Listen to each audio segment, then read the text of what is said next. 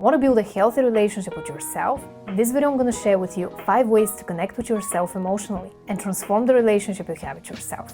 If you're new here, welcome. Here on this channel we talk about self-love, mindset mastery, and building unshakable self-confidence. So if that's something that you're interested in, make sure to subscribe to get notified when I upload new videos. Now, before I get into my 5-step framework on building a healthy relationship with yourself, I want to talk about the importance of connecting with yourself on a deeper level and what I've learned in my self-love journey so far. Now, building a healthy, loving relationship with yourself isn't something that's taught in school, and most parents also have no idea what that means. Taking good care of yourself, being compassionate, kind, and gentle, especially in difficult situations, can help you build a solid foundation for a healthy relationship with yourself. But why is it so hard to improve the relationship you have with yourself, and what can you do about it? Let's get into the first way, which is to stop being so hard on yourself. You know that little voice on the back of your head that keeps saying mean things to you? That is your inner critic. It is the internalized voice of a parent, teacher, or primary caretaker. It's not you.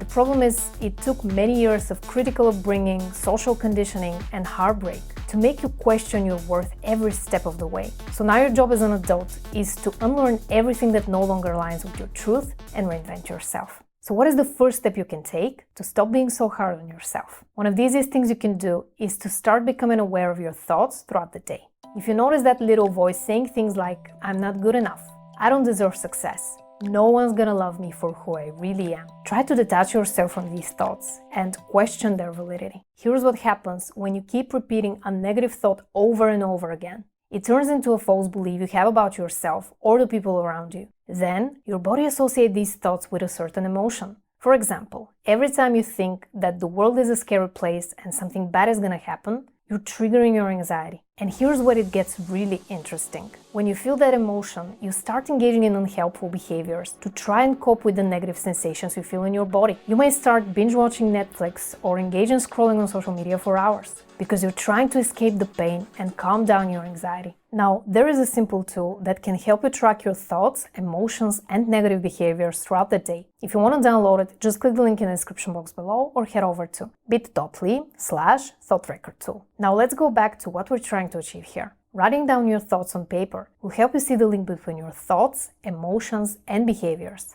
And that in turn will help you choose an alternative behavior in the future. Building a healthy relationship with yourself won't happen overnight. First, you gotta take out all the trash that you've accumulated in your mind throughout the years. By becoming aware of the moments throughout the day when you're being too hard on yourself, you can choose a different route. Which actually brings me to the second step. Keep the commitments you make to yourself. If you're used to being flaky when it comes to the commitments you make to yourself, that's a clear sign that you put other people's needs before your own. But now, we're gonna change that. The first thing you can do to start keeping the commitments you make to yourself is to keep it small and simple.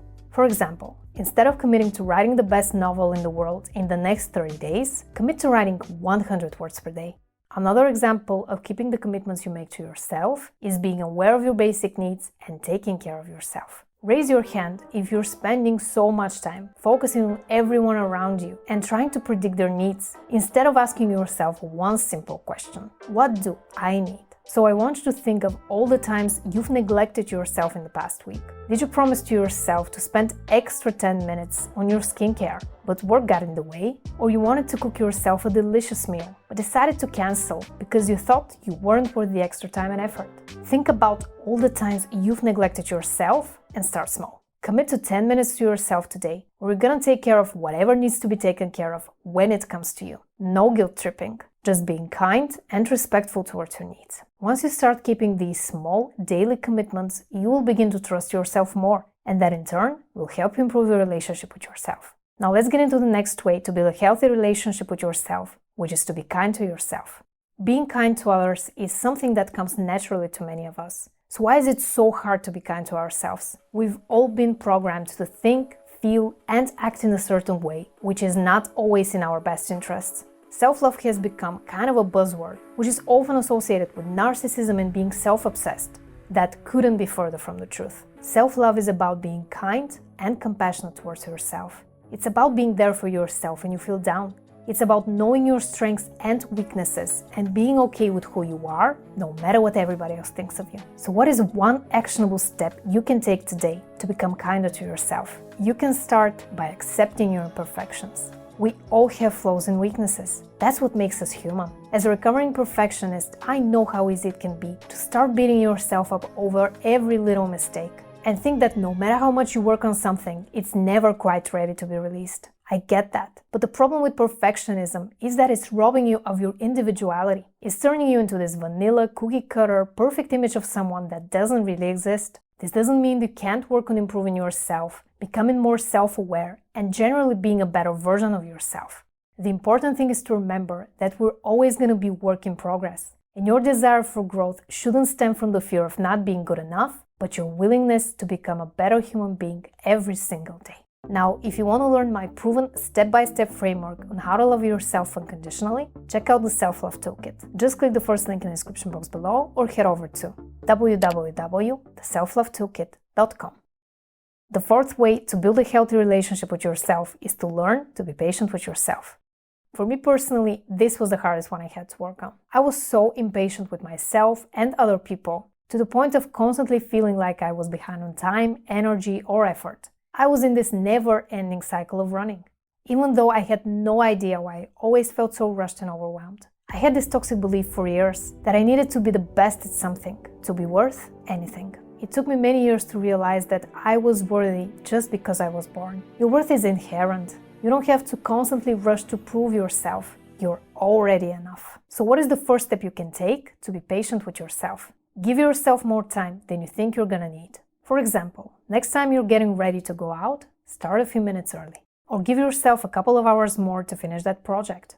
This will help you build a healthy relationship with yourself that is built on self-trust and respect. The next way to build a healthy relationship with yourself is to practice self-compassion. At this point, you might be wondering, how can I start practicing self-compassion if I've never done it before? By accepting that all of your emotions are valid. What do I mean by this? When you feel sad or angry, you may feel uncomfortable expressing these emotions, or even admitting that you have them. Here's what you can do to start accepting all of your emotions as valid. Sit with them and let the sensations pass through your body. Instead of trying to run away from them, just sit in a quiet place where you know you won't be disturbed for a few minutes and observe them. See them for what they truly are, just sensations passing through your body. You don't need to attach a story to them. You don't even need to repeat the narrative over and over again. That is just your mind talking to itself. What you can do instead is breathe through them. Let them come to the surface and simply observe what happens. Now, building a healthy relationship with yourself goes hand in hand with learning how to validate yourself. So if you want to learn how to stop seeking external validation, make sure to watch this video next. Thanks so much for watching, and I'll see you in that video.